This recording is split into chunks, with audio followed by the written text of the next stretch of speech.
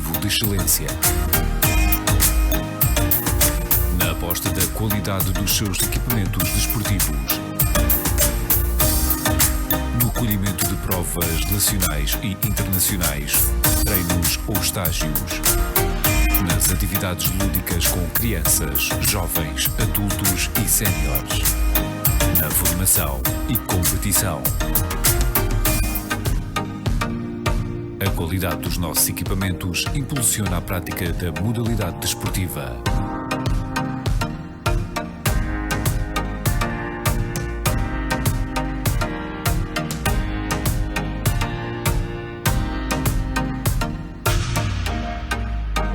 Potenciamos o desporto em Abrantes através dos diferentes equipamentos desportivos. Estimulamos um estilo de vida saudável.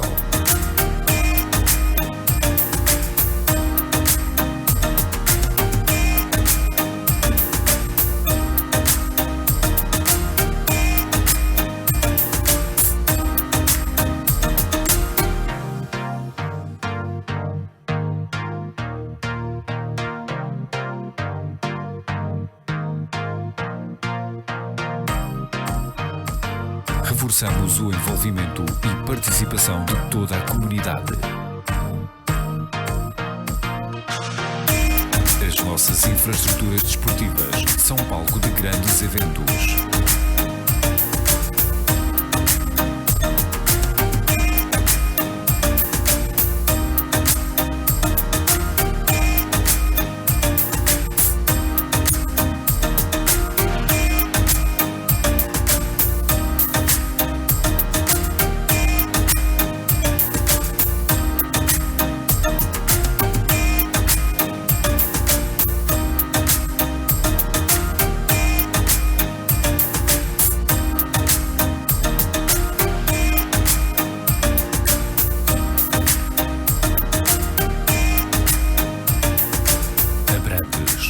Destino desportivo de excelência.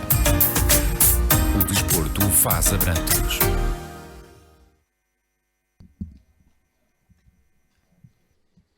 Bem-vindos ao segundo dia do Congresso do Desporto 2022, hoje numa sessão única em Abrantes. Os trabalhos de hoje resumem as sessões de apresentação por todos os moderadores das conclusões de todos os módulos apresentados no dia de ontem nos municípios de Abrantes, Entroncamento, Torres Novas e Vila Nova da Barquinha. Começamos o resumo da sessão de Abrantes sob o tema Desporto e Justiça, com moderação de Diogo Navais, Alexandra Coelho, Pedro Fernandes, José Miguel Sampaio Nora e Ana Marques.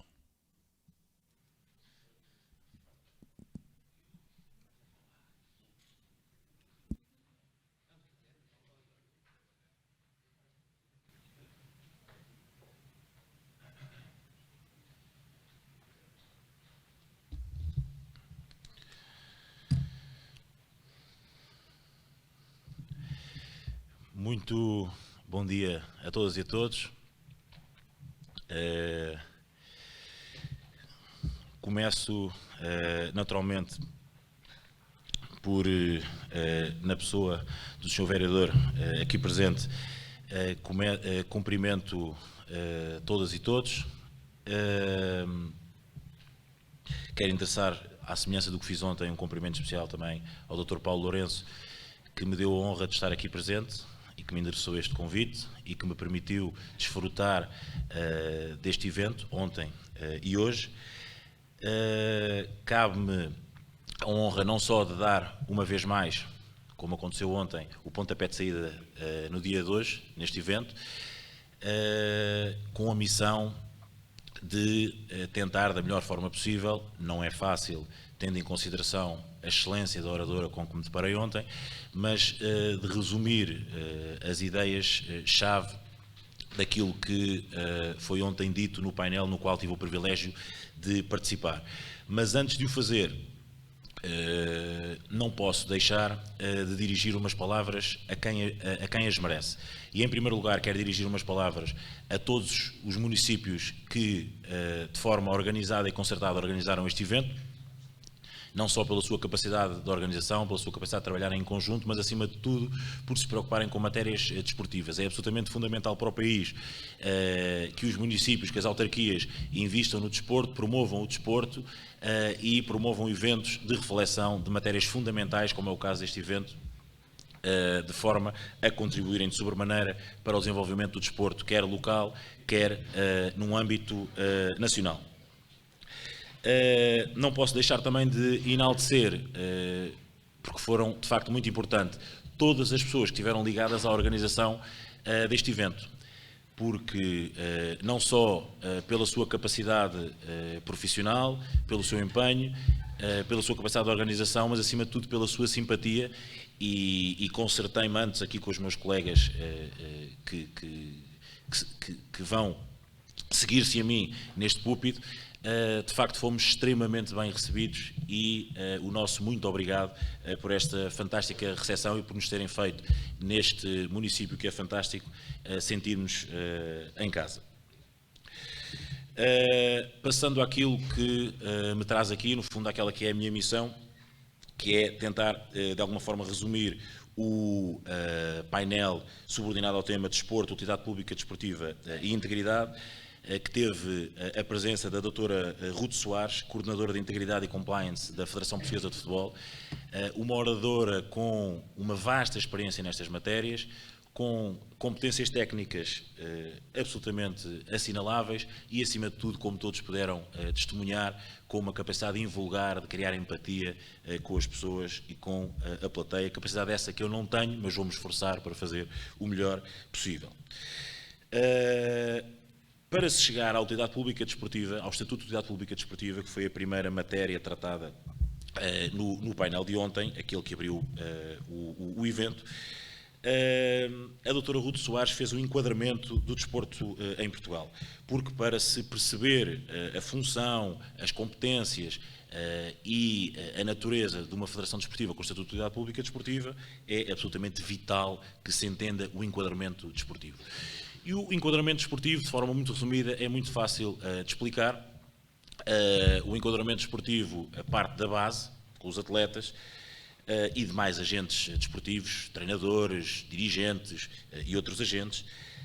Temos os clubes, que são quem inscreve os atletas nas competições. Temos as associações regionais, que são quem organiza o desporto ao nível local, fundamentais. Há quem lhe chame de motor do desporto ao nível nacional, e temos as associações de classe que representam os tais agentes desportivos que eu agora referi. Quando existe uma federação desportiva com utilidade pública desportiva que tutela competições profissionais, temos ainda, e é obrigatório por lei, as ligas profissionais. Depois chegamos, sim, às federações desportivas com o Estatuto de Utilidade Pública Desportiva. Não posso parar por aqui, porque o enquadramento não para aqui, mas já cá voltamos, que basicamente tem ligações de diversas naturezas com diversas entidades. Primeiro com as entidades nacionais superfederativas, como é o caso do Comitê Olímpico de Portugal, a quem cabe não só organizar as missões aos Jogos Olímpicos e a todas as competições que estão dentro das suas competências, como é o caso dos Jogos Mundiais, os Jogos Europeus, os Jogos do Mediterrâneo, entre outras, como cabe igualmente defender, promover e representar os valores do olimpismo, os valores do movimento olímpico no nosso país, e representar também todos os seus membros junto à administração pública e na defesa daquilo que são os interesses globais do desporto, membros esses que são, entre outros, mas principalmente as federações desportivas com Estatuto de Utilidade Pública Desportiva. Depois temos a Confederação, temos o Comitê Paralímpico de Portugal, que tem idênticas funções no que diz respeito à área do desporto para pessoas com deficiência. Temos a Confederação do Desporto, que também congrega aqui as federações desportivas quase todas, e portanto este é o âmbito privado em termos de organização nacional do desporto em Portugal. Privado, porque depois as federações desportivas têm relação também com a administração pública. Desde logo é o Secretário de Estado, atualmente da Juventude e do Desporto, mas para utilizarmos um termo que de alguma forma corresponde a todas as épocas, é o membro de governo responsável pela área do desporto que atribui o Estatuto de Utilidade Pública Desportiva a estas federações, que se relacionam também com o IPDJ, Instituto Português do Desporto e Juventude, que é a entidade que as fiscaliza, de forma geral, fiscaliza a sua atividade e o cumprimento das suas obrigações. E depois temos ainda a Autoridade para a Prevenção e Combate à Violência no Desporto, a Autoridade Antidopagem e o Laboratório relativamente a estas matérias, que, no que diz respeito às suas competências, fiscalizam também a atividade, mais do que a atividade das federações, a atividade federativa, as competições desportivas. De âmbito nacional, o resumo está feito. Ao nível internacional, temos ainda as federações internacionais, que são as federações das respectivas modalidades que tutelam ao nível internacional as suas modalidades, que depois têm filiação também junto do Comitê Olímpico Internacional e ou da GAIF. Tendo naturalmente também, porque as regras antidopagem existem globalmente, que cumprir as regras impostas pela OADA. E, portanto, este é o enquadramento do desporto que ontem foi feito aqui e que muito sucintamente eu posso concretizar também desta forma. Passando então para o Estatuto de Utilidade Pública Desportiva, que era, no fundo, o primeiro tema forte do nosso painel. Em primeiro lugar, é um estatuto que se formaliza na lei a partir de 1990, com a Lei de Bases do Sistema Desportivo. A segunda questão que é relevante é saber distingui-lo da mera utilidade pública. A mera utilidade pública é atribuída não pelo membro do Governo responsável pela área do desporto, mas pela área governativa da Presidência do Conselho de Ministros e não tem que ver meramente com entidades de natureza desportiva. Portanto, qualquer entidade que desenvolva uma atividade que seja considerada relevante pode requerer, junto da Presidência do Conselho de Ministros, independentemente da sua natureza, o estatuto de mera utilidade pública. O Estatuto de Utilidade Pública Desportiva aplica-se única e exclusivamente às federações desportivas. E como é que se obtém? Em síntese, as regras estão previstas, as regras para efeitos de obtenção estão previstas no regime jurídico das federações desportivas. Como requisito prévio, estas federações têm que ter o Estatuto de Utilidade Pública. O requerimento é dirigido ao membro do Governo responsável pela área do desporto. No âmbito deste processo são emitidos pareceres por parte do Comitê Olímpico de Portugal, no caso de federações que pretendam regular modalidades para pessoas com deficiência, do Comitê Paralímpico de Portugal e depois a Confederação do Desporto e ainda o Conselho Nacional do Desporto. Todas estas entidades têm que emitir pareceres, todos estes pareceres são obrigatórios, não são, porém, vinculativos. Depois, este estatuto é atribuído por um período de 4 anos e, ou, no caso de ser atribuído a meio de um ciclo olímpico, é atribuído até ao final desse ciclo olímpico. Depois temos a portaria 345/2012, que define a documentação que tem que acompanhar este requerimento, que, muito sinteticamente, são estatutos, regulamentos, comprovativo de filiação internacional e a demonstração de relevante interesse desportivo nacional. Portanto, em síntese, é desta forma que se atribui o estatuto. A renovação deste estatuto tem que ser feita de 4 em 4 anos, portanto, antes do final de cada ciclo olímpico, até o dia 31 de dezembro do ano em que se realizam os Jogos Olímpicos. Só houve uma exceção desde que este estatuto foi criado, que foi na altura da pandemia, que se deu mais um ano às federações para requererem este estatuto, mas no final, até o dia 31 de dezembro do ano em que termina o ciclo olímpico, as federações têm que apresentar o requerimento de renovação, que cumpre exatamente as mesmas regras. Aliás, a portaria é a mesma, ainda nem sequer foi atualizada, com uma pequena diferença. É desnecessária a emissão dos pareceres que acompanham o processo de atribuição. Depois, há também uma questão relevante no que diz respeito à renovação, que é, no caso, ao passo que no requerimento de atribuição do Estatuto de Utilidade Pública Desportiva, se o membro do Governo não responder durante 6 meses, 1 ano, o processo está parado. No caso dos requerimentos de renovação, há 90 dias para o membro do Governo responder no final de todo o processo. No caso de não se pronunciar durante esse período, dá-se a figura da renovação tácita. Foi aqui explicado também foram aqui explicadas também as causas de suspensão e cancelamento deste estatuto. Basicamente prendem-se com o incumprimento dos deveres a que estão obrigadas as federações, porque, como ficou aqui explicado ontem, este estatuto atribui deveres, mas também direitos, mas também deveres às federações desportivas.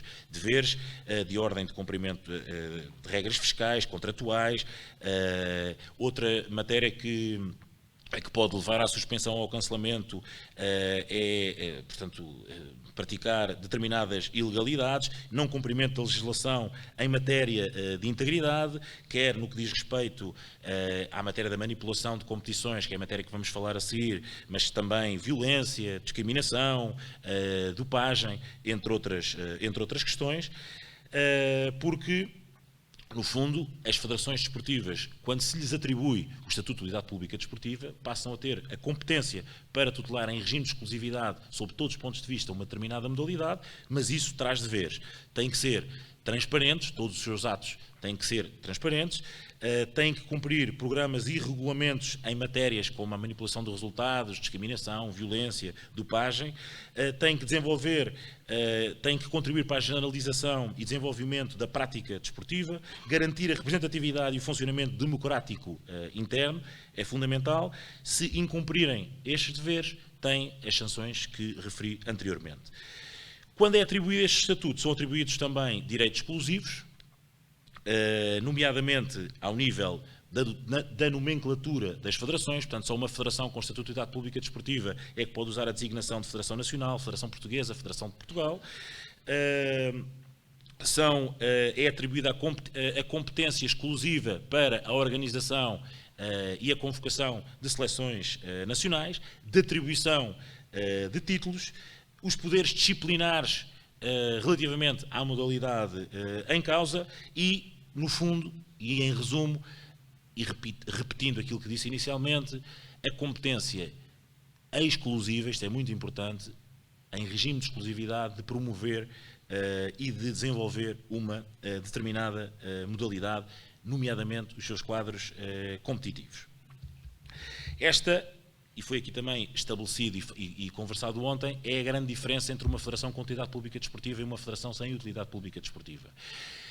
Quando não existe uma federação com utilidade pública desportiva, pode haver várias entidades que promovam, que desenvolvam uma determinada modalidade. Isso acontece, por exemplo, hoje em dia no taekwondo.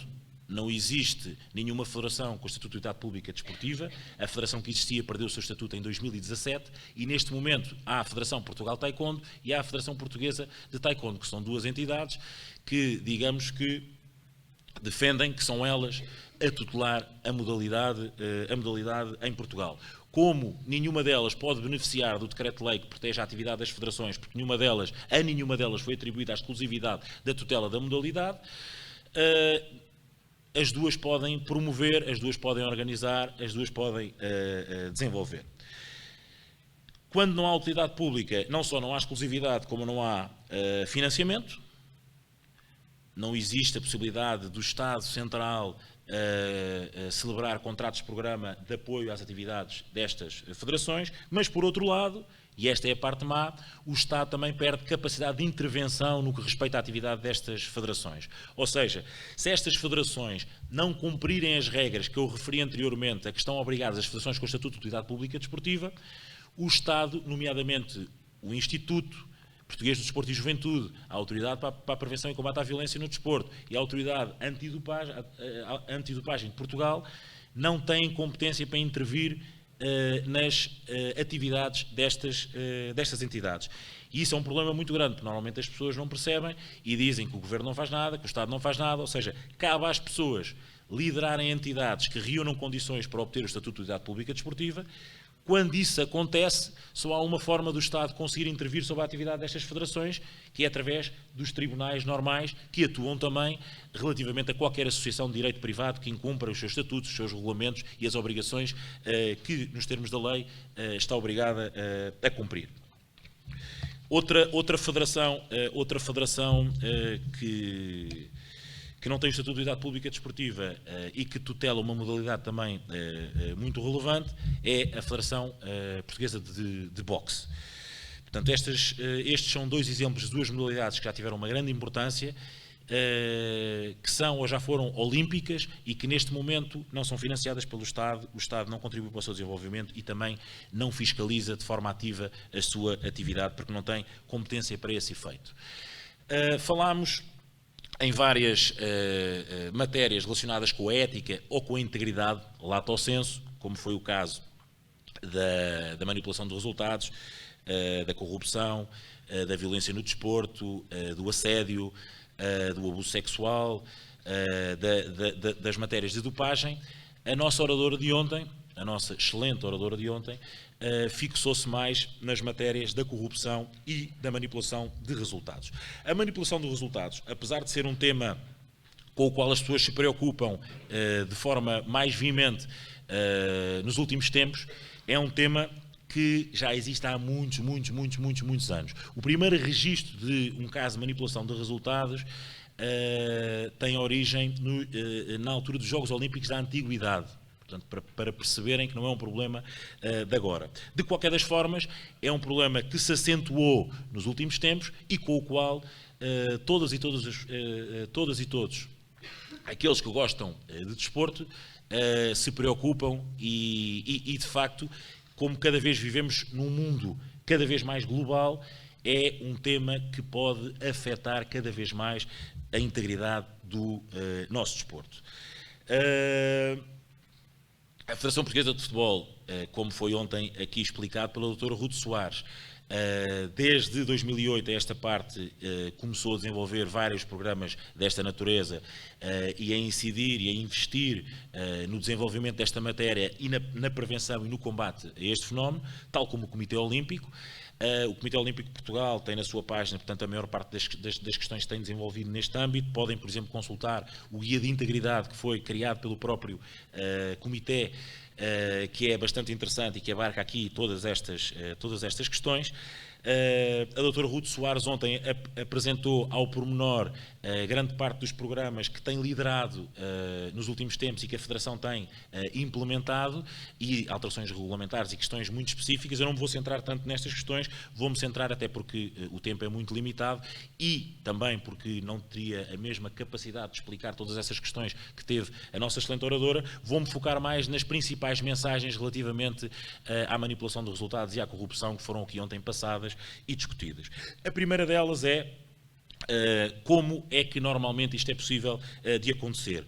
Quem é que são os alvos, quais é que são as situações que normalmente causam estas possibilidades? Em primeiro lugar, as dificuldades financeiras de muitos dos nossos desportistas, diria, da maior parte dos nossos desportistas, porque as pessoas acham, porque o futebol é a principal modalidade e porque o futebol profissional tem muita visibilidade, e acham que todos os desportistas, ou há muitas pessoas que acham, há muitas que sabem que não é assim, mas que os desportistas ganham muito bem, quando na realidade isso não é uma verdade, porque não corresponde à realidade. E, portanto, existem muitas dificuldades financeiras no nosso desporto, não só no desporto não profissional, mas no desporto profissional também, principalmente na segunda liga, mas não apenas, e, portanto, existe muitas vezes uma possibilidade que as pessoas têm ali naquele momento de realizar dinheiro fácil, e isso incentiva as pessoas a recorrerem a estes mecanismos ilegais e absolutamente condenáveis. Depois, há clubes, já aconteceram casos, ou pelo menos alegadamente, às vezes há pressão própria, há pressão relativamente aos jogadores dentro do próprio clube. Pode acontecer, quer do ponto de vista diretivo, quer do ponto de vista técnico, da equipa técnica, junto de determinados atletas. E depois há pressão por parte de terceiros, que não tem nada a ver com a realidade do clube, mas que arranjam formas de pressionar os intervenientes e aqueles que podem condicionar a verdade de um espetáculo desportivo. E depois, num registro, diria até, de criminalidade ainda mais elevada, ainda temos situações de ameaça. E por fim, não temos ainda no nosso enquadramento, de acordo com o que explicou a doutora Ruth Soares ontem, a real percepção do desvalor, a real percepção das consequências deste ato. Ou seja, um atleta a quem se lhe diz, no primeiro lance do jogo, manda a bola para fora, porque vai haver apostas desportivas relativamente ao primeiro clube que vai ser titular do lançamento de linha lateral, o atleta pensa, não estou a prejudicar a minha equipa, isto também não tem qualquer problema, quando no fundo está a alimentar grupos criminosos e altamente poderosos e cada vez mais perigosos, não só para o desporto, mas para a nossa sociedade de forma geral. E, portanto, culturalmente nós não estamos ainda perfeitamente cientes daquilo que achamos que é um pequeno ato, ou da consequência que pode ter aquilo que achamos que é um pequeno ato em todo este mundo e em todo este universo, que pode ser realmente muito perigoso. Como é que normalmente ataca esta rede? Identificam potenciais alvos, de acordo com estas fragilidades que referi anteriormente. Depois, normalmente, tentam que a abordagem seja feita por uma pessoa conhecida ou conhecida de um conhecido, de forma a haver alguma familiaridade nesta abordagem. Normalmente, como são alvos pré-determinados, existem problemas e estas pessoas aparecem com uma solução para estes problemas, relativizam todas estas questões e depois, por vezes, antes de atacarem, se me permitem a expressão, criam alguma confiança e, portanto, é uma relação duradoura. Ou seja, raramente estas abordagens são chegar ao pé da pessoa que não conhece de lado nenhum e dizer, epá, queres ser corrompido? Não. Cria-se uma relação, cria-se alguma empatia, cria-se alguma forma de confiança que depois permita, digamos, fazer este tipo de abordagem. No limite e em situações ainda mais excepcionais, pressionam e ameaçam as famílias ou os amigos. Isto são fenómenos que, infelizmente acontecem. Temos no nosso país, como ficou ontem aqui discriminado, operadores licenciados e não licenciados, tal como sucede em todo o mundo, temos, há competições desportivas em que não é permitido fazer apostas desportivas no nosso país, mas depois temos operadores no estrangeiro, alguns deles licenciados, outros não licenciados, que permitem que essas apostas desportivas se façam. Ou seja, nós achamos que, em tese, as competições distritais não são alvo de apostas desportivas, e estamos a falar de competições distritais onde, na maior parte dos casos, não há vencimentos, mas, na realidade, há casas de apostas, uma ou outra legal, mas muitas ilegais, que permitem que se aposte neste tipo de competições. E, portanto, estando nós aqui num âmbito autárquico, num âmbito do desporto local, é fundamental termos em conta que algumas competições que nós achamos que estes casos não se podem verificar, podem e verificam-se. Sabendo de antemão, naturalmente, que o maior volume de apostas desportivas se verifica nas competições profissionais, por motivos óbvios, são aquelas que têm maior visibilidade e porque todos acreditamos que a maior parte dos apostadores são apostadores de bem e apostam nas competições licenciadas. Para vocês terem noção, no ano 2020-2021, na Liga Portugal, a média de valor por jogo foi 33 milhões de euros de aposta e, portanto, são valores astronómicos. Se formos para a Liga dos Campeões, então, passamos para os 1.000 milhões de apostas por jogo, o que são, portanto, autênticas brutalidades. Quais são os conselhos base e que ontem resultaram da exposição da doutora Ruth Soares? Ponto 1, princípio básico que todos nós que temos interferência no desporto devemos transmitir a todos, sobretudo aos atletas. Nunca, seja a que título for e seja em que dimensão for, manipular um espetáculo desportivo. Nunca. Nunca apostar na própria modalidade e muito menos na própria competição desportiva, mesmo que tal suceda sem qualquer tipo de violação de princípio ou de concessão de alguma facilidade no âmbito do espetáculo propriamente dito. Nunca revelar informação confidencial, porque hoje em dia temos apostas sobre tudo e, portanto, o simples facto de uma pessoa poder revelar o 11, quem vai marcar a bola parada, quem vai fazer um lançamento de linha lateral, e peço desculpas, estou a utilizar o exemplo do futebol, que é provavelmente o exemplo com o qual todas e todos estão mais familiarizados. Portanto, não revelar informações confidenciais que fazem parte do balneário. E aqui até há amigos. Depois, criar na mentalidade das pessoas o dever e a obrigação de denunciar toda e qualquer situação que seja suspeita. Estes são os conselhos base que ontem ficaram aqui determinados. O que é necessário fazer por parte de quem regula as modalidades, por parte de quem regula o país? Regulamentar e legislar sobre todas estas questões. Isto é um fenómeno em permanente evolução. E, portanto, apesar de, em comparação com outros países, temos uma legislação e uma regulamentação muito avançada, é fundamental nunca adormecer e acompanhar sempre a evolução do fenómeno.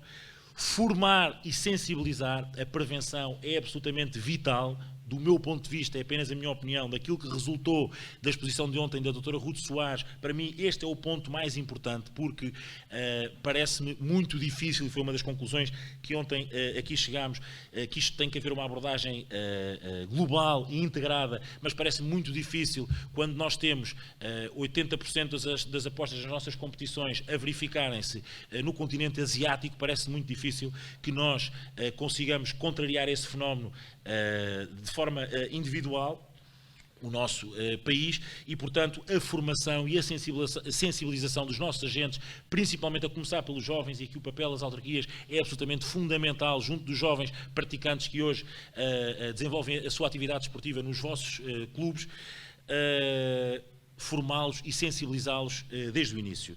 Disponibilizar canais de denúncia, depois monitorizar e promover a cooperação entre todas as entidades com influência nestas matérias. Por fim, exercer, tal como ontem foi aqui sublinhado, de forma absolutamente implacável, os poderes sancionatórios, quer do ponto de vista penal, quer do ponto de vista contra-nacional, quer do ponto de vista disciplinar das próprias federações desportivas. Isto é fundamental porque são as condenações exemplares que, em grande parte, contribuem para a dissuasão de determinados comportamentos. Só assim, só desta forma, que eu aqui, de forma muito resumida e sintética, apresentei, conseguiremos promover uma mudança comportamental, criar uma cultura de transparência, incentivar as pessoas a terem, portanto, informando-as a denunciar toda e qualquer situação de suspeita, e só desta forma conseguiremos defender e blindar a credibilidade das nossas competições desportivas. Só desta forma. E, portanto, como conclusão geral, eu quero apenas acrescentar o seguinte: o fenómeno da manipulação de resultados, o fenómeno da corrupção associada à manipulação de resultados, é um fenómeno global, que só pode ser resolvido ou amenizado com uma concertação global e integrada que envolva todos os países. É muito complicado fazê-lo, todos nós sabemos, e, portanto, isso não nos pode levar a deixar de fazer o nosso trabalho no nosso país, no nosso município, na nossa competição, na nossa esfera de atividade. Não nos pode deixar. Porque, de facto, há uma grande diferença entre este fenómeno que afeta a integridade ou a ética no desporto, em comparação com aqueles outros que eu referi há pouco, como a violência, como o assédio, como o abuso sexual, como a dopagem. Não significa que seja, porque eu não considero que o é, mais grave ou menos grave do que os outros fenómenos. Não acho que seja, não é essa a questão. A questão é, todos os outros fenómenos são fenómenos que é fácil localizar, ou mais fácil, que são determinados e que, hoje em dia, a maior parte dos ordenamentos jurídicos têm previstas leis e normas regulamentares para os punir. E, portanto, identifica-se esse tipo de comportamentos, identifica-se esse tipo de práticas e consegue resolver-se porque são questões concretas que acontecem à nossa frente, cujos infratores, portanto, cujos prevaricadores, os autores, nós conseguimos identificar quando essas questões vêm ao de cima. No que diz respeito à manipulação de competições, isso é muito mais difícil. Esta é a grande diferença entre esse tipo de infração e estes que eu agora acabo de referir.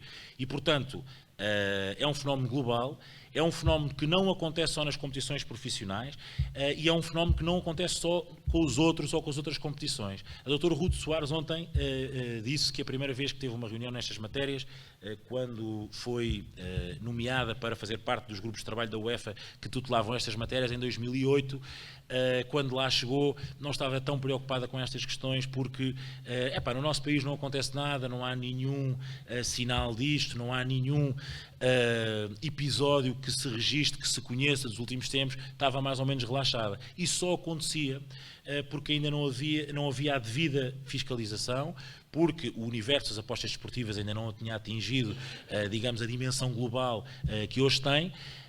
e, portanto, façamos o nosso trabalho, dediquemos-nos a esta causa, porque não acontece só nas outras competições, não acontece só nas competições ao nível nacional, não acontece só nos outros distritos, acontece também ao nível local, e todos nós queremos um desporto mais íntegro, todos nós queremos um desporto mais saudável, e um desporto íntegro e saudável não pode permitir este tipo de práticas.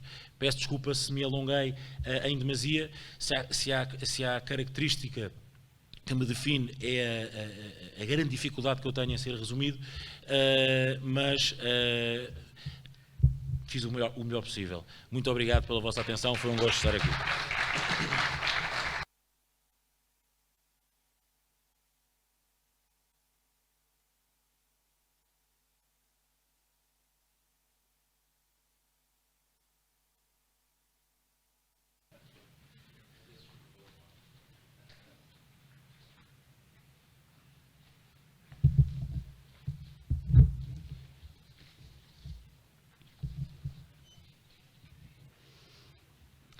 Olá, muito bom dia.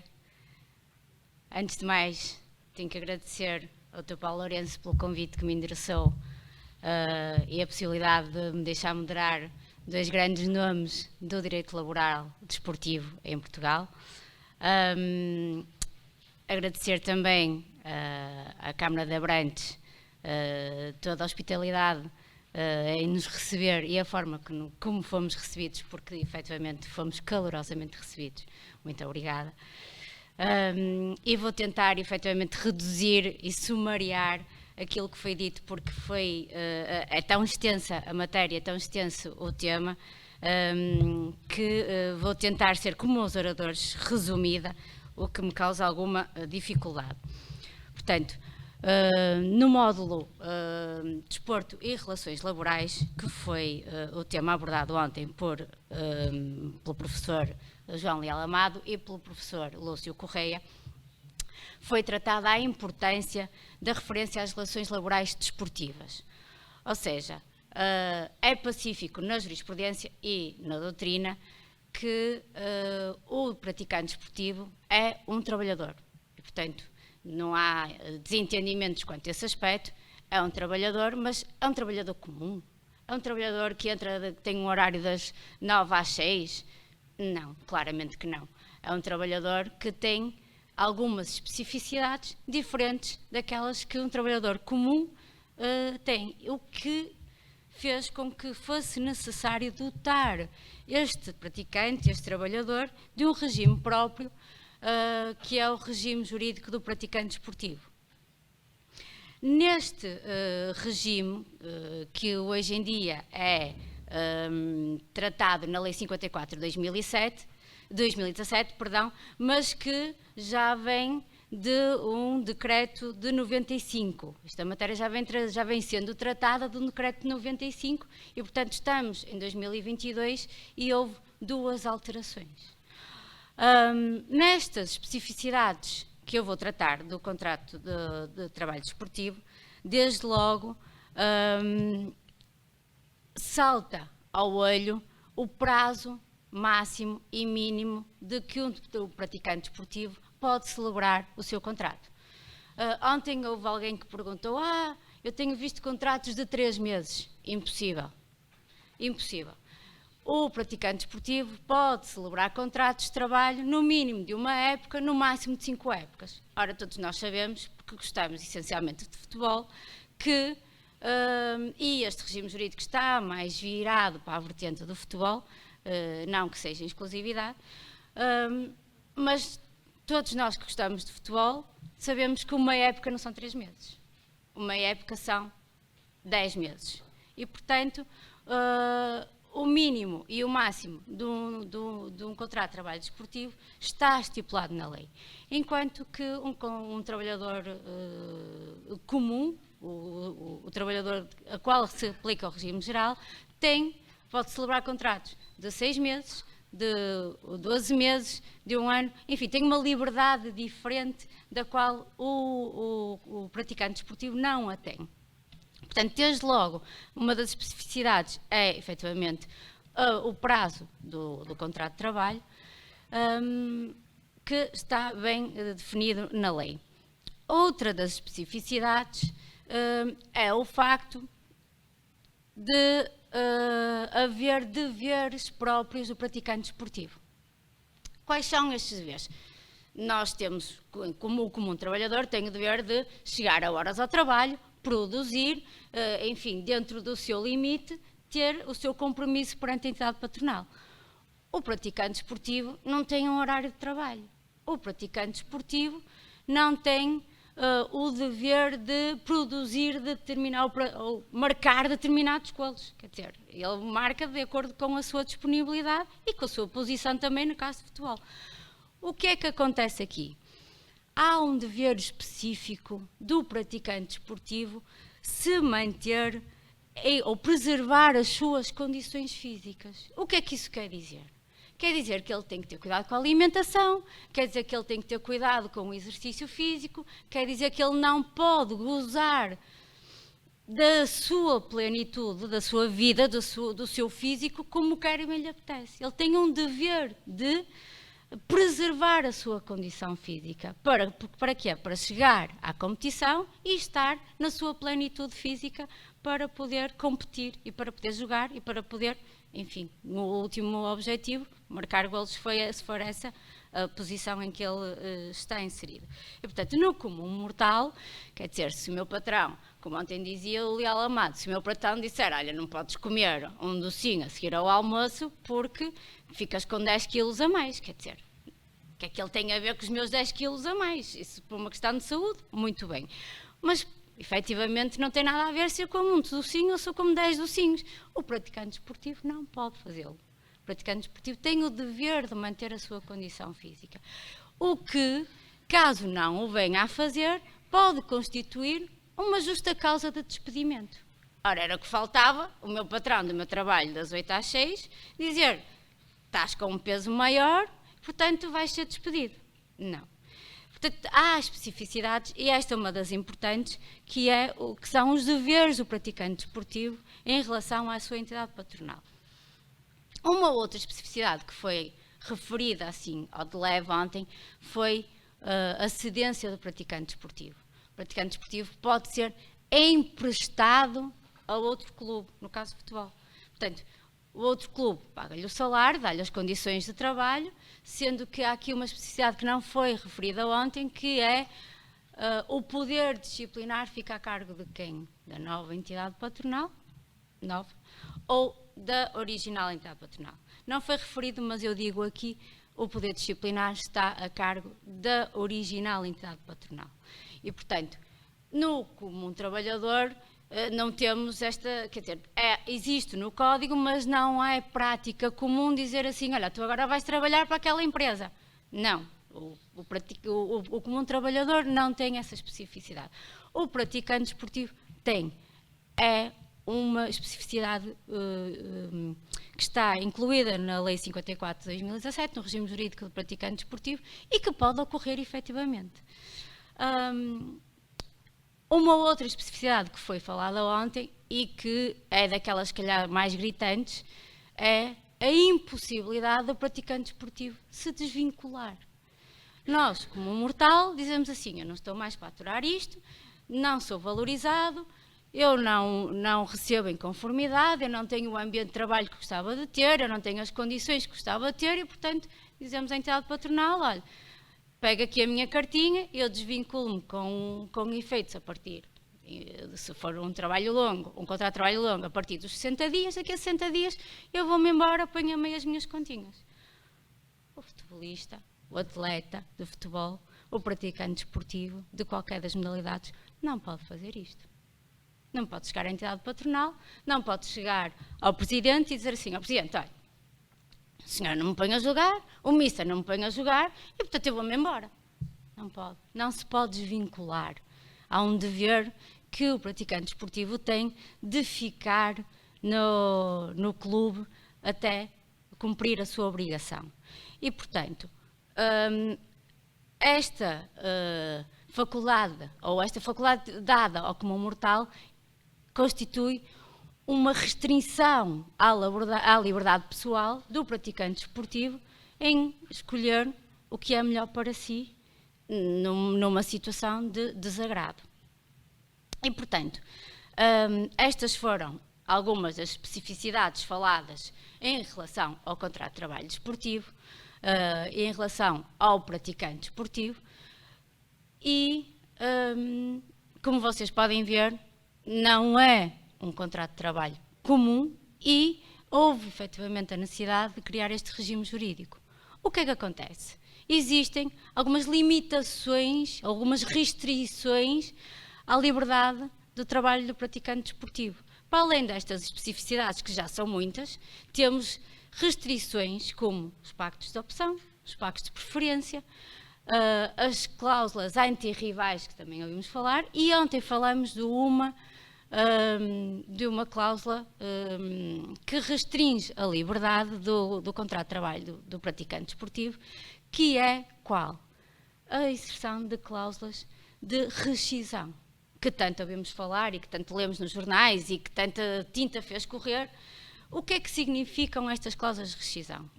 Todos nós que gostamos de futebol, todos nós que lemos as notícias, ou que ouvimos as notícias, ouvimos dizer: Ricardo Horta não foi para o Benfica, isto é o título de exemplo, não foi para o Benfica porque não foi paga a cláusula de rescisão que o Málaga exigia do Braga, e que seria não sei quantos milhões, não me recordo agora dos milhões. Estas cláusulas restringem a liberdade do praticante desportivo? Restringem. Então, se eu quero sair, se eu quero ir jogar para aquele clube, não vou poder ir jogar. Porquê? Porque no meu contrato tem uma cláusula que impede os outros clubes de me levar, enfim, pagar, porque elas têm sido exageradas na grande maioria dos seus contratos. A blindagem dos contratos dos trabalhadores desportivos tem sido exagerada, tem sido desproporcional à realidade da maioria dos clubes, quer nacionais, quer internacionais. E, portanto, a questão que se coloca, e não me alongando muito, porque temos mais colegas para ouvir, creio que a questão que se coloca e que podemos lançar para o ar e que temos que saber qual é a resposta é a de saber se a inserção destas cláusulas de rescisão limitam a liberdade do praticante desportivo e se estas cláusulas deviam ter um teto máximo e um teto mínimo. Quais são os critérios de escolha destas cláusulas de rescisão? Eu apetece-me colocar uma cláusula de rescisão daquele jogador que eu prevejo que ele venha a ser cobiçado por mais clubes, de 200 milhões, quer dizer, qual foi o critério que levou a que o clube estabelecesse a cláusula de rescisão de 200 milhões? Isto não faz sentido. Portanto, será que não devia a lei concretizar ou especificar um teto máximo e um mínimo para as cláusulas de rescisão? Isto porquê? Então temos o caso Bosman, que tanto foi falado e que hoje ainda se fala, que fez constar a liberdade de circulação de trabalhadores na União Europeia, de praticantes desportivos, porque são trabalhadores na União Europeia. O que é que foi o caso Bosman? Anteriormente ao caso Bosman, o praticante desportivo, independentemente de ter cessado o seu vínculo desportivo, de ter terminado o seu contrato desportivo, ele estaria ligado ao clube até o novo clube lhe pagar uma determinada quantia para o libertar. Mas não será a mesma coisa? Não estaremos a falar de casos semelhantes? Certo é que o regime jurídico estabelece a possibilidade de o juiz, segundo os juízes da equidade, reduzir estas cláusulas, que foi o caso que foi falado ontem do Rafael Leão. Mas será que o próprio juiz e que os próprios juízos da equidade do juiz são suficientes para reduzir estas cláusulas para eu poder ir jogar para aquele clube? E o tempo que isso demora? E a minha liberdade de trabalho, a minha liberdade de escolher e a minha liberdade de profissão, de exercer a profissão, está posta em causa. Restringe a minha liberdade. E, portanto, esta é uma das questões que eu coloco no ar. A letra da lei é manifestamente insuficiente quanto aos critérios de fixação quer das cláusulas de rescisão, do montante das cláusulas de rescisão, quer de possibilidade de redução, porque também não existem critérios, são juízos, é cuidado do juiz. Outra questão que a mim também me parece pertinente e que foi lançada para o ar ontem foi a necessidade de criar um regime jurídico próprio do treinador desportivo. É um tema sensível, é um tema falado, é um tema exigido por muitos, mas que efetivamente não existe. Os juízes o que é que têm feito? Ou aplicam a lei do praticante desportivo nas questões que possam ser aplicadas, ou aplicam a lei geral do contrato de trabalho. Mas quer dizer, um treinador também não é um comum trabalhador. Não tem um horário das 9 às 5, não tem uma obrigatoriedade de produzir determinado produto ou de contribuir para a produção, para a grandiosidade da empresa. O treinador tem o dever de treinar os seus praticantes esportivos dentro do objetivo que foi proposto e de chegar a determinada competição ou chegar a determinado lugar da competição. Quer dizer, não é um trabalhador normal. E, portanto, é de todo manifesto e de uma necessidade suprema a criação do regime jurídico do treinador desportivo. E, portanto, deixo aqui estas duas questões no ar, para as quais certamente iremos ter algumas respostas. A minha é da primeira questão, da restrição da liberdade do contrato. Devia existir efetivamente um teto máximo, um teto mínimo, critérios para a fixação das cláusulas de rescisão e critérios para a redução também desta cláusula aplicados pelo juiz, segundo o juiz de cuidado. E quanto ao regime do treinador, efetivamente, devem as nossas instituições mais altas ponderar em criar, em começar a pensar num regime para o treinador desportivo. Deixo, então, aqui o púlpito para o meu colega a seguir.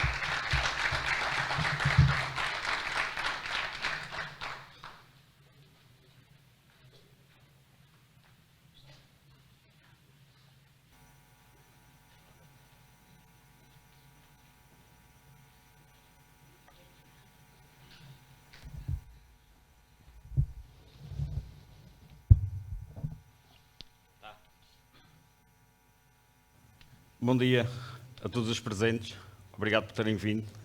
Cabe-me a mim apresentar as conclusões dos trabalhos do desporto e da fiscalidade. Tive o privilégio de ser o moderador do Dr. Paulo Lourenço sobre o desporto e a fiscalidade.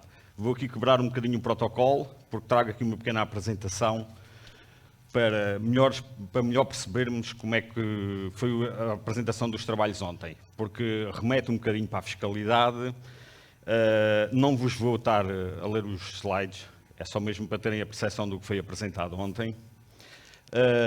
E, portanto, o que é que eu queria passar, qual era a mensagem que eu queria passar aqui? O trabalho, a apresentação do tema foi muito bem escolhido. É um tema muito importante, que é o mecenato desportivo. Tem a sua importância, tem a sua importância e preocupação e está presente para os tempos correntes. É um instrumento do Estado que está à disposição das empresas, das associações, dos clubes. É um instrumento que as pessoas devem ter muita... Estou um bocadinho nervoso, peço desculpa. É verdade. É um instrumento de financiamento muito importante para as associações e para os clubes, que devem ter isso em atenção. Só aqui um bocadinho.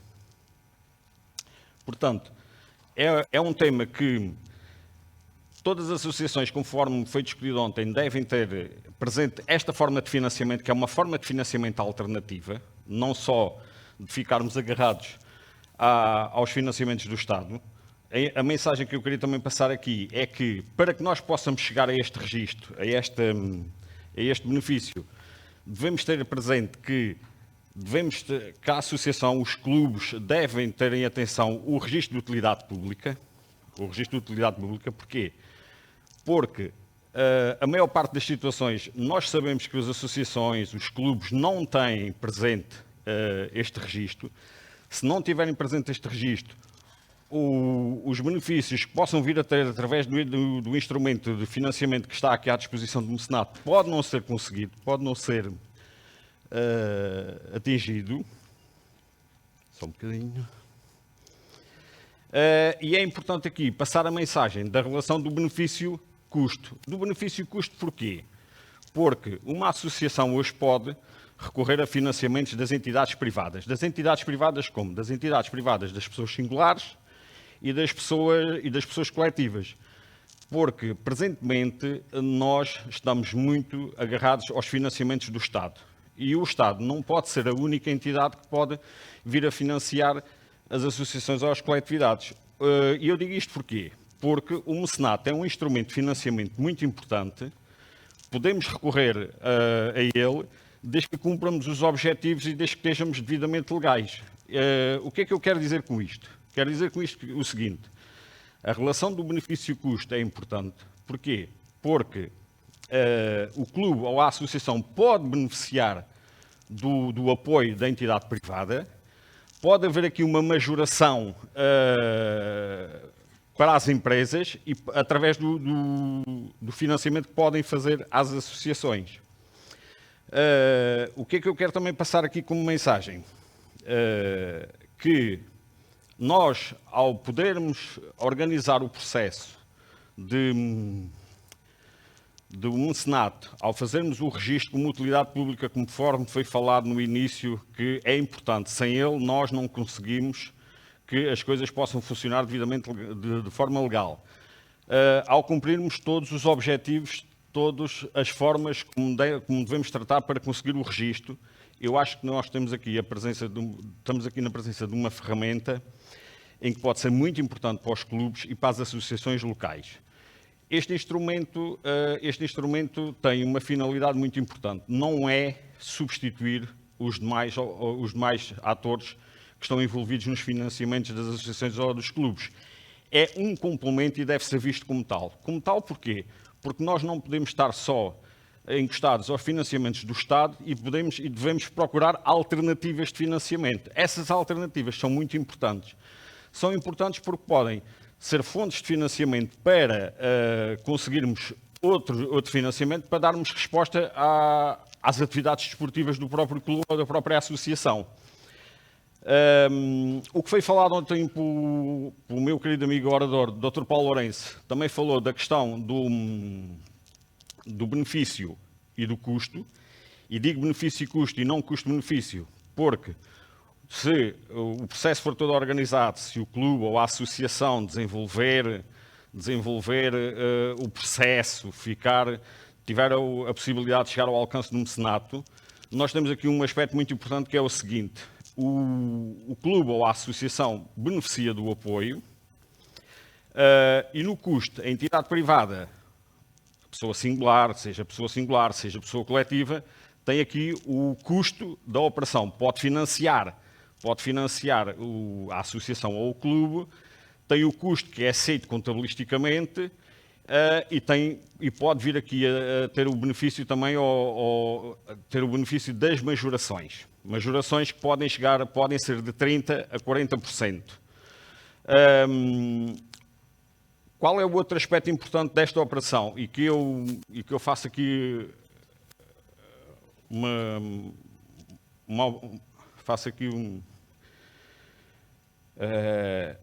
uma apreciação? É muito importante, e deixo aqui esta mensagem, é muito importante que as entidades possam e devam conseguir fazer o registro. Não só a utilidade, mas cumprir com todas as outras obrigações fiscais e contabilísticas. Porquê? Porque se nós não cumprirmos com todo este processo, o custo para as empresas, através do seu financiamento, pode não ser aceito fiscalmente ou contabilisticamente. E esse processo depois pode prejudicar as empresas e elas podem não ter interesse em financiar as associações. Portanto, fica aqui este reparo, fica aqui este registro que é muito importante. Isto são pequenos slides de passagem para terem a percepção do que foi apresentado ontem. Só um bocadinho, obrigado. Outro aspecto importante que foi discutido ontem, os financiadores. Nas associações, nos clubes, na fiscalidade, o que é que nós temos de ter aqui como um aspecto importante? Quem é que são os principais atores, quem é que são os principais financiadores? Nos clubes, nas associações. Nas associações ou nos clubes temos os associados, os sócios, através das cotas, que são formas de financiamento para as entidades.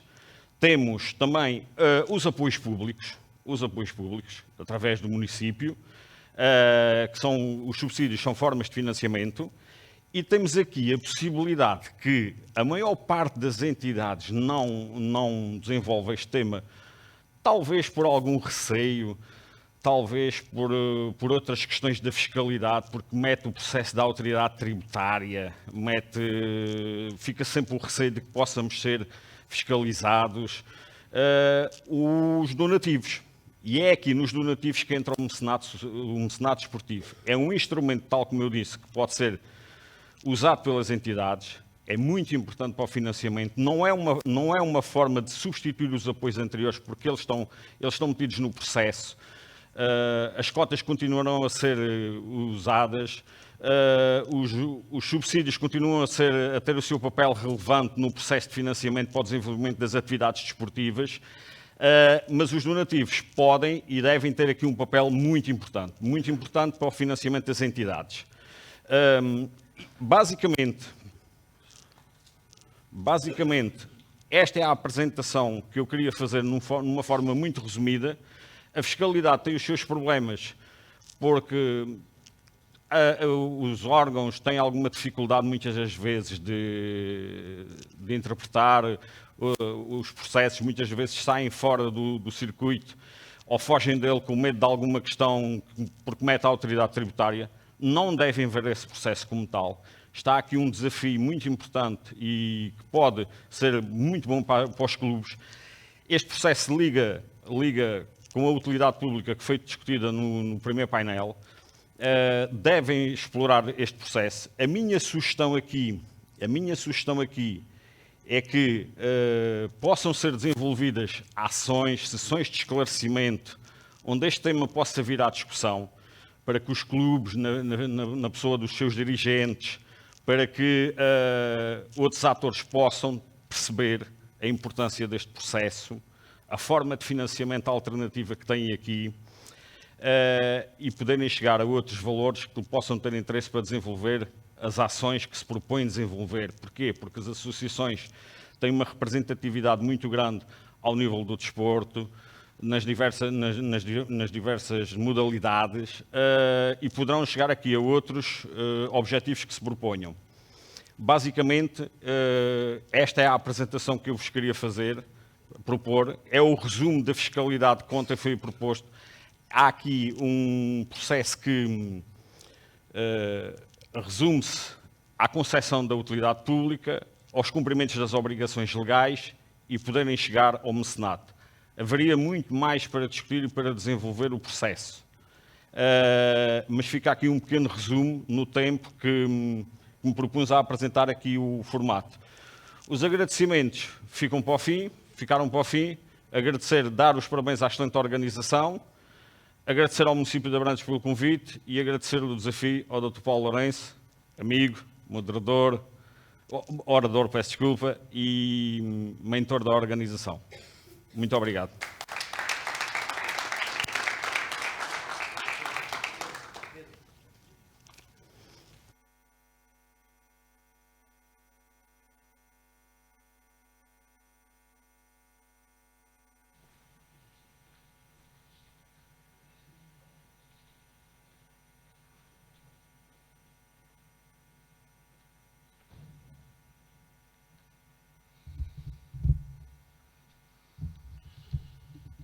Bom dia a todos.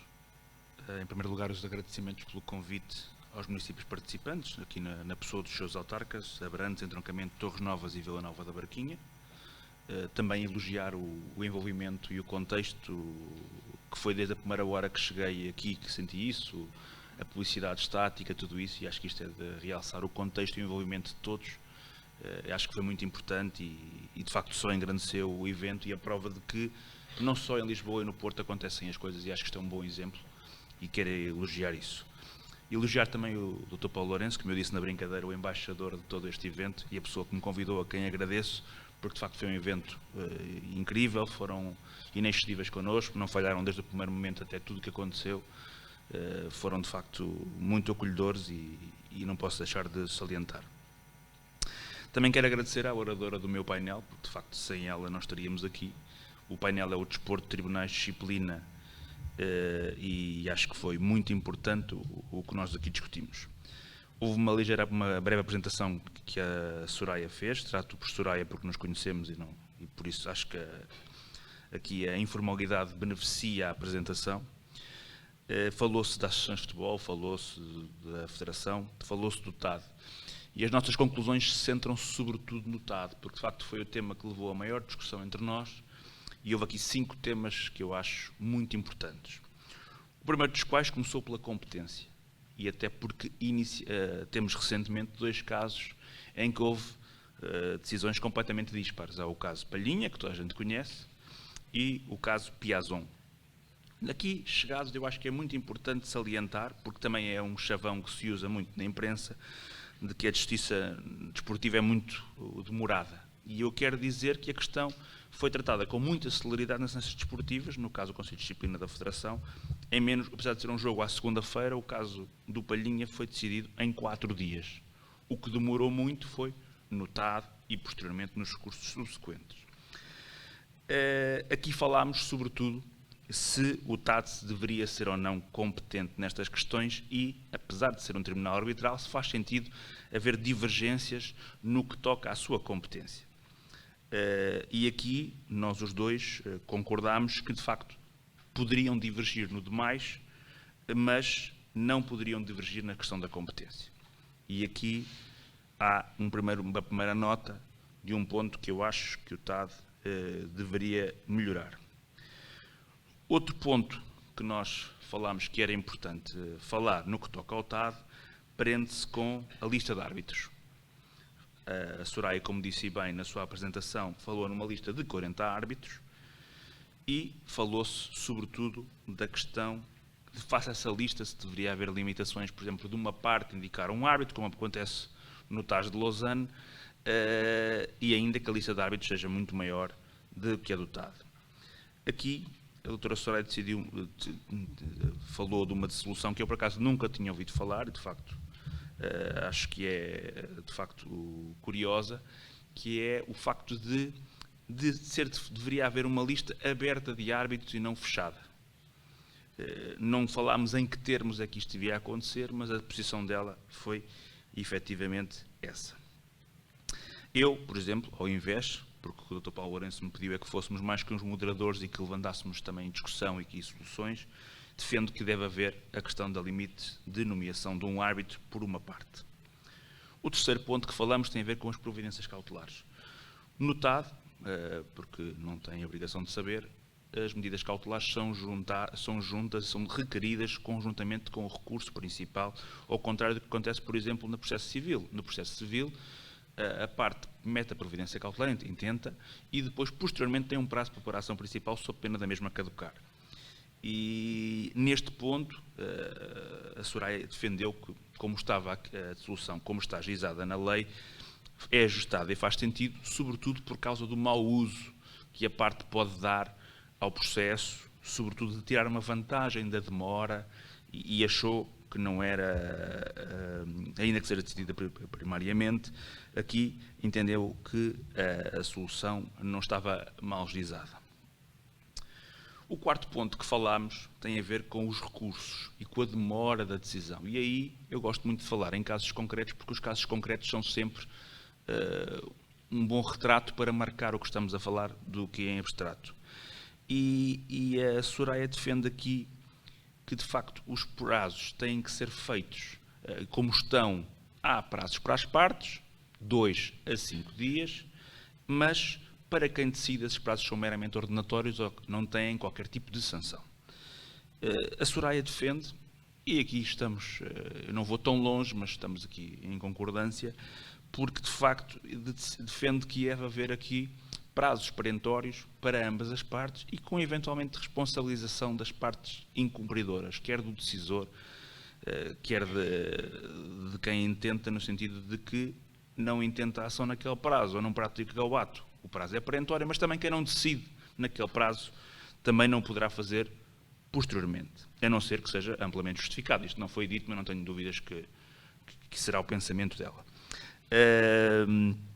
Há aqui um ponto muito importante, é que esta celeridade, e é uma pergunta que eu lhe coloquei, porque é a minha posição, a celeridade não pode ser feita à conta de cercear os direitos de defesa das partes. Isso não pode acontecer nunca. Por isso, e temos que partir do pressuposto notado, ainda que seja a grande litigância, seja dos campeonatos profissionais, temos que considerar o atleta, ou a associação desportiva, ou o clube, que não tem um gabinete jurídico constituído, que não tem um advogado, e que prazos de 2 até 5 dias úteis são prazos muito difíceis, porque depois tem que procurar um advogado, tem que falar, recebeu a notificação, se calhar não deu a devida importância no dia em que chegou só vai amanhã ver.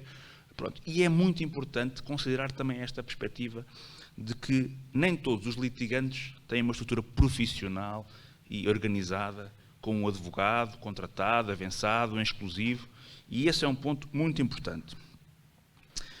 Outro dos pontos que é relevante, e este é claramente o mais falado, tem a ver com o facto de chamarmos ao TAD o Tribunal do Futebol. Porque, de facto, por força das suas custas, há muita gente e muitos cidadãos, atletas, que não podem, ou associações desportivas, que não podem ir litigar ao junto do TAD, porque, de facto, não têm maneira de custear o valor das custas. E isto é que leva a que os grandes litigantes sejam os tribunais de futebol, os maiores atletas, as maiores organizações mais abastadas.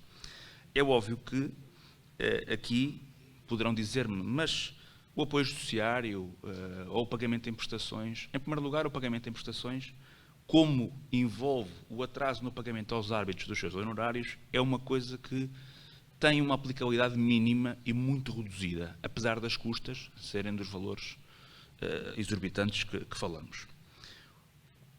Agora, falamos das questões do apoio judiciário.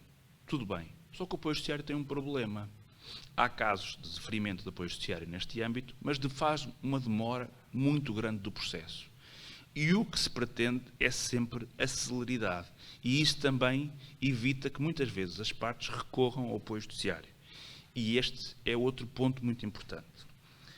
Pegando agora numa questão mais mediática, digamos assim, que é a discussão que tem havido e que começa sobretudo pela deturpação de um presidente, numa declaração de um presidente de uma organização desportiva, que é se o TAD tem razão de existir. E nós os dois concordamos, ainda que por pontos diferentes, concordamos que não faz sentido nenhum a falar em fim do TAD. É óbvio que a sua especialização face aos tribunais comuns, a competência dos árbitros que constam desta lista, faz todo o sentido no sentido de haver um tribunal especializado. Agora, as decisões de declaração de inconstitucionalidade no que toca à proibição dos cursos vieram emperrar um bocadinho. E o TAD foi vítima de uma situação que se prende com não ser célere como deveria ser e como foi juizado por força desta eventual declaração de inconstitucionalidade. E, aliás, nós os dois concordamos que, de facto, o TAD não pode deixar de existir. Agora, com estes 5 pontos que eu aqui elenquei, acho que poderemos, de facto, conseguir uma justiça mais efetiva, mais serela, mais adequada e mais competente, e só assim eu acho que poderá ser feita a justiça que todos pretendemos neste âmbito. E quando eu falo de justiça, não é sempre que ganhem as nossas partes, é óbvio que isso era o ideal, mas de facto não é isso que se pretende. Mais uma vez, obrigado e um bom dia para todos.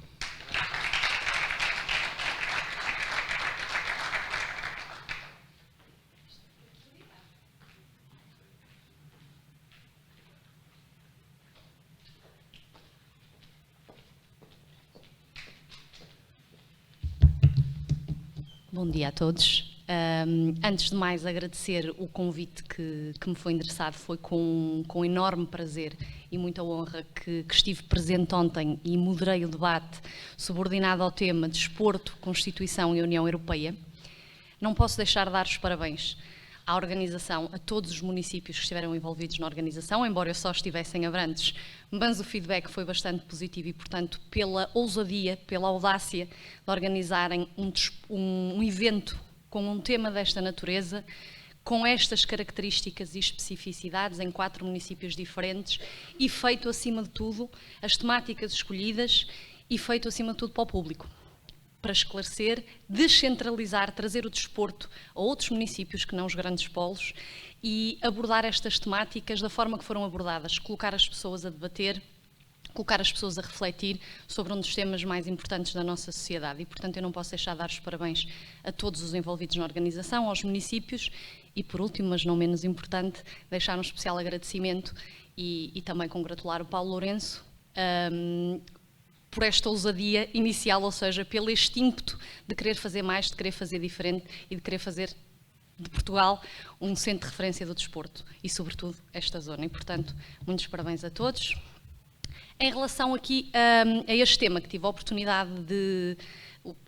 o privilégio de moderar um painel com o Alexandre Miguel Mestre, portanto, creio que um nome conhecido de todos vós, neste tema que pretendemos muito, e estas conclusões hoje aqui são fruto daquilo que foram a apresentação e a exposição das ideias do Alexandre, dos desafios e das reflexões levantadas pelo moderador, mas acima de tudo também pelos contributos que foram dados por quem estava na audiência, que foram muito importantes, porque de facto refletiu preocupações, pensamentos, foram levantadas pistas para um caminho futuro que se tem que percorrer, porque há caminho a percorrer ainda nesta matéria, e este tema, embora estivesse dentro do painel Desporto e Justiça, acabou por estar ligado, e eu vou ter que olhar para trás para saber, ao desporto e o movimento associativo, ao desporto e bem-estar, ao desporto e saúde e ao desporto e sociedade. Portanto, acabamos por tocar, não propositadamente, em todas estas matérias, por forma a que, acima de tudo, adaptássemos o tema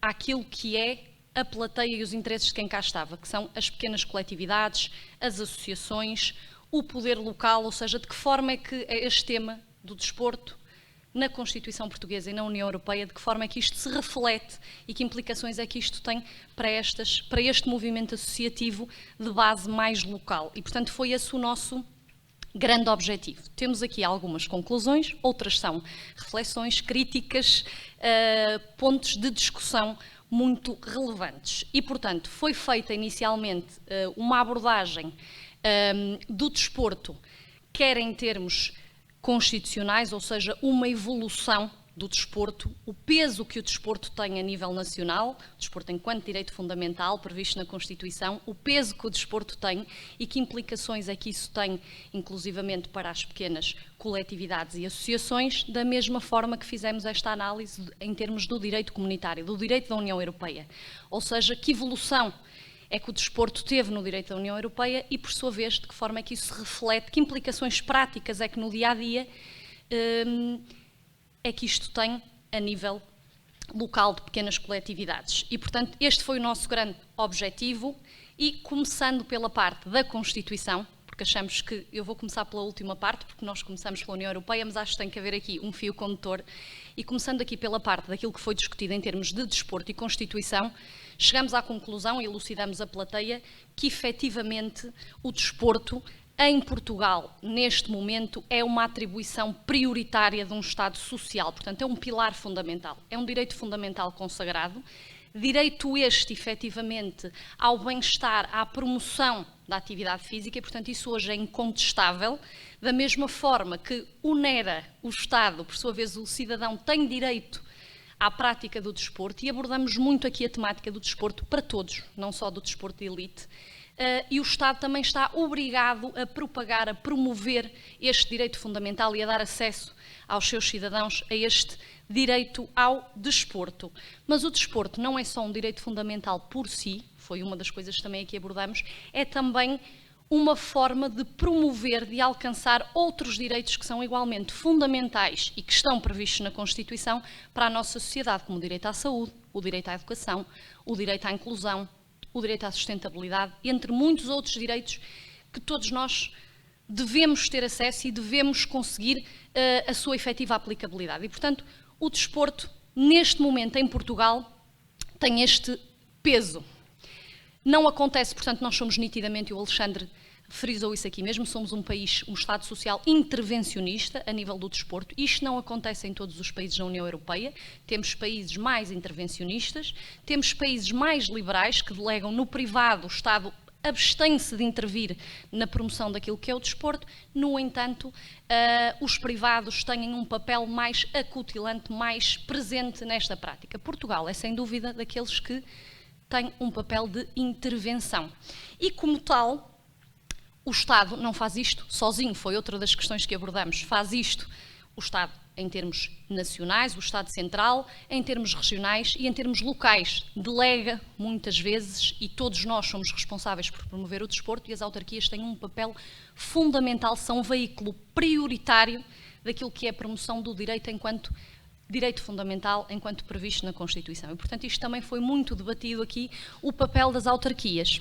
Uma questão que se levantou foi, efetivamente, se o Estado está obrigado a promover este direito fundamental, o Estado delega, o Estado conta com outros entes públicos e privados também para desenvolver aquilo que é o desporto. A questão é se o que pede, o que delega, vem acompanhado, efetivamente, dos meios e das dotações necessárias. Isto remete-nos naturalmente para financiamento, mas não só. Se de facto isto chega a quem depois, na prática, executa as políticas públicas desportivas junto destes cidadãos que, como vimos, têm direito a praticar o desporto. E o desporto para todos.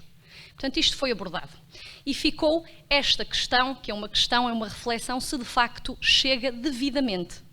E se todos temos, portanto, se há uma efetiva aplicação deste direito ao desporto para todos. Portanto, isto foi um dos temas que abordamos nesta lógica de colaboração e de partilha de tarefas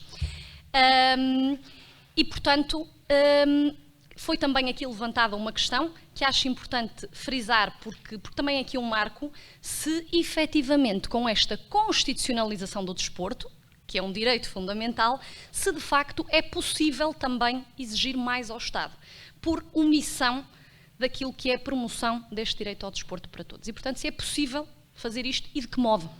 De que modo é que podemos exigir mais, se isto é tão importante, se é um direito tão transversal e tão presente na vida de todos? E, portanto, isto também foi abordado e é uma questão que importa refletir sobre ela. Não há uma resposta redonda, naturalmente as opiniões convergem nos aspectos, divergem noutros, mas naturalmente que foi também, é um ponto de salutar. E, portanto, temos aqui, eu tenho inúmeras conclusões, eu tenho que resumir para não tentar aqui alongar-me no meu discurso. Outra questão ainda relativamente aqui a desporto e Constituição tem que ver com a temática do desporto e a escola. Este desporto consagrado na Constituição, se não deveria, se o pilar fundamental, o veículo primordial da execução deste direito não é a escola, o desporto escolar. E o papel que isto deveria ter, quer na legislação, ou seja, a legislação, poder densificar ainda mais este direito, e se de facto não deveria ser por aqui que o direito fundamental ao desporto para todos deveria ser executado, aplicado e disseminado. Portanto, este foi também um tema muito importante, foi levantado pela audiência, foi discutido, partilharam-se aqui algumas reflexões a este propósito e, portanto, fica também aqui esta reflexão / conclusão, porque depois todos concordamos que, de facto, a base era esta, uma das bases, e, portanto, deveria ser, de facto, uma forma de aplicar este direito ao desporto. E, portanto, isto foi, assim, uma súmula desta ponte que fizemos com o desporto e a Constituição Portuguesa. Em termos da União Europeia, foi também feita uma evolução daquilo que o desporto representa em termos da União Europeia. E, portanto, apenas em 2007, com o Tratado de Lisboa, é que o desporto entra pela porta principal do direito primário europeu e assume a relevância que já tinha e sempre teve, desde os primórdios do mundo e desde há muitos séculos e décadas atrás. No entanto, é só nesta altura, portanto num passado muito recente, que o desporto entra pela porta principal e assume o papel de relevo que tem. E uma das conclusões que chegamos é que o desporto tem, de facto, um papel muito relevante assumido naquilo que é o direito da União Europeia e na sua jurisprudência, ou seja, o desporto está cada vez mais presente, toca em cada vez mais áreas e é um tema de cada vez mais peso. O que é que tentamos fazer aqui ontem também na abordagem que foi feita nesta matéria? Foi tentar perceber de que forma, do ponto de vista prático, é que o direito da União Europeia se aplica ao desporto nacional.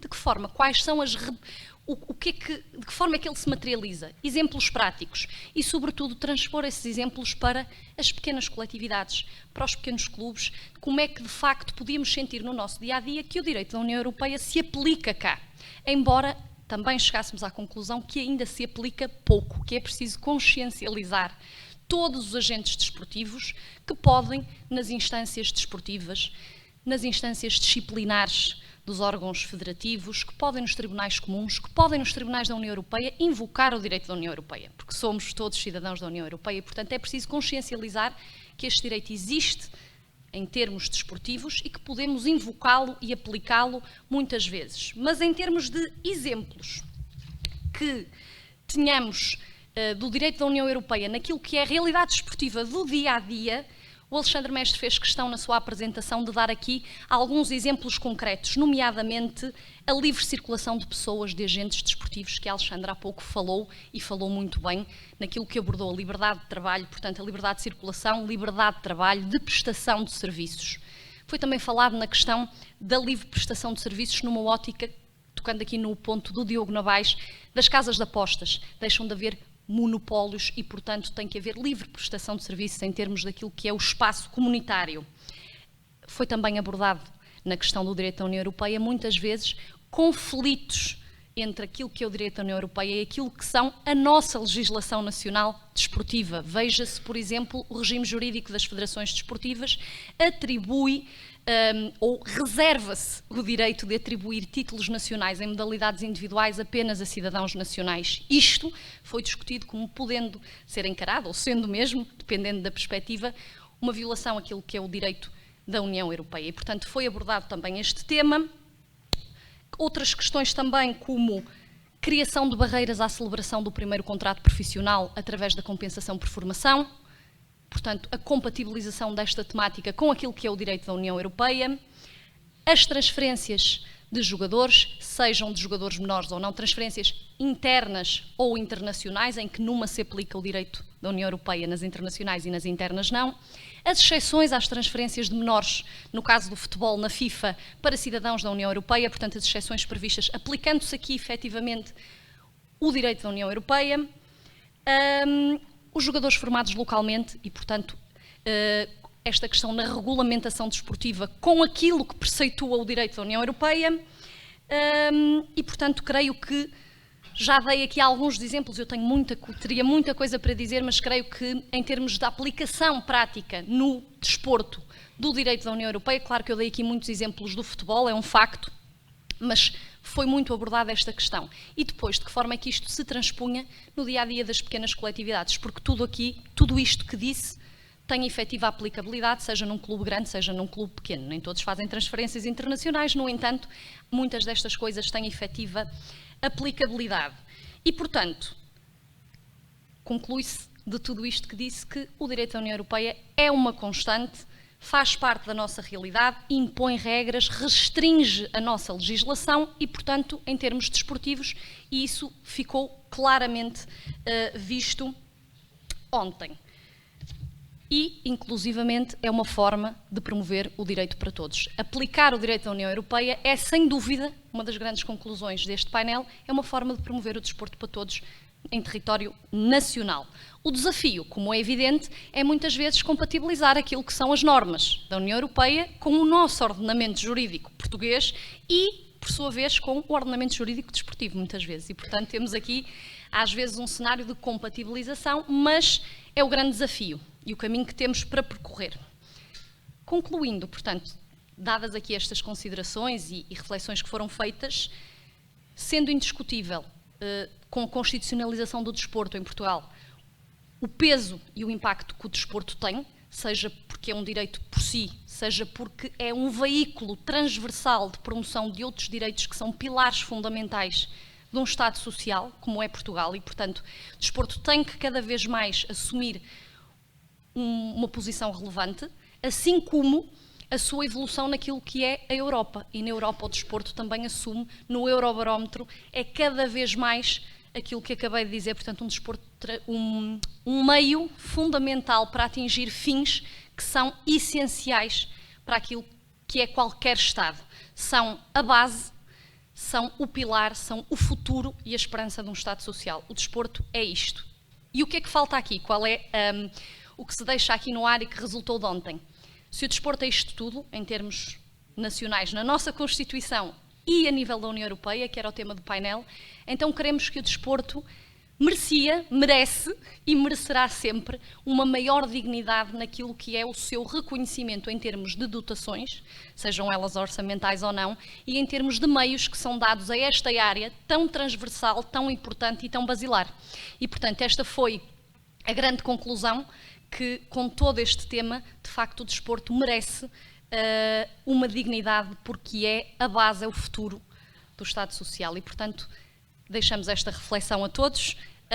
Muito obrigada e votos de bom trabalho.